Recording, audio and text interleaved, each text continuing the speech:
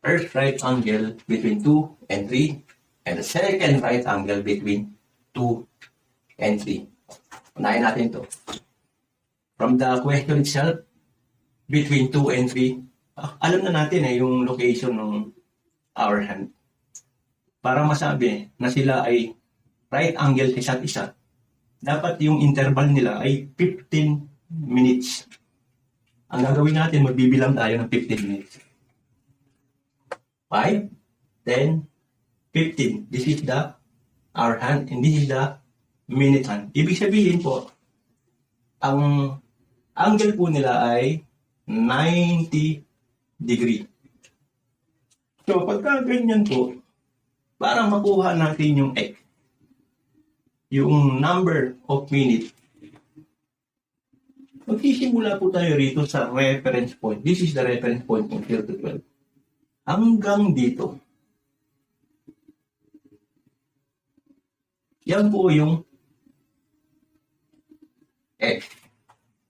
So, kung titingnan natin mismo sa orasan na to, sa clock, makikita natin yung value ng X. X is equals to hanggang 25, hanggang 5, which is 25 minutes.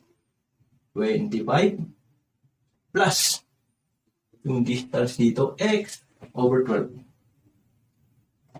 Therefore, mangyayari ay pupunta natin sa left side yung X over 12. X minus X over 12 is equals to 25.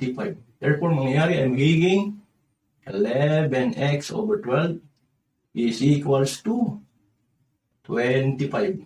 Therefore, cross multiplication, 11x is equals to 25 times 12. Pinakamaigi, gamitan natin ang calculator. 25 times 12 is equals to 300. Para makuha yung x, divide both sides by 11. Cancel yung 11. Therefore, x is equals to 300 divided by 11 is equals to 27.3 minutes. So, therefore, ang answer po natin ay 0 to 27.3. Punta po tayo sa kabilang question.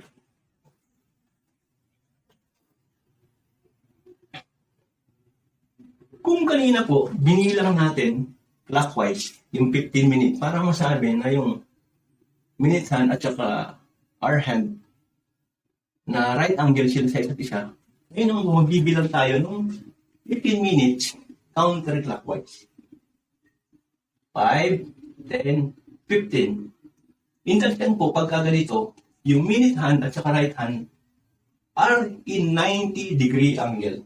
Therefore, mangyayari ito ay, this is 90 degree. So, therefore, makukuha natin yung X. Yung X, magsisimula sa reference point hanggang dito.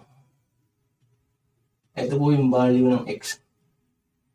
So, kung titingnan po natin yung clock mismo, makukuha natin yung value ng X. X is equal to, magmula rito hanggang dito sa 11 ay 55. And then, may X over 12 dito. I-add lang natin yung X over 12 plus X over 12. Ang gagawin natin, pilipat natin yung X over 12 papunta sa left side. Therefore, magiging 11X over 12 is equals to 55. Then, cross multiplication. Therefore, 11x is equals to 12 times 55. 12 times 55 is equals to 660. Para makuha natin yung x, number of minutes, maka-cancel yung 11. Therefore, x is equals to 660 divided by 11 equals to 60 minutes. Therefore, pag sinabi po natin 60 minutes, that is considered as 1 hour. 1 hour. So, mangyayari po niyan, kung between 2 and 3 siya, therefore, mangyayari niyan, magiging 0.3. So, ito po yung final answer natin. So, next video is between 3 and 4.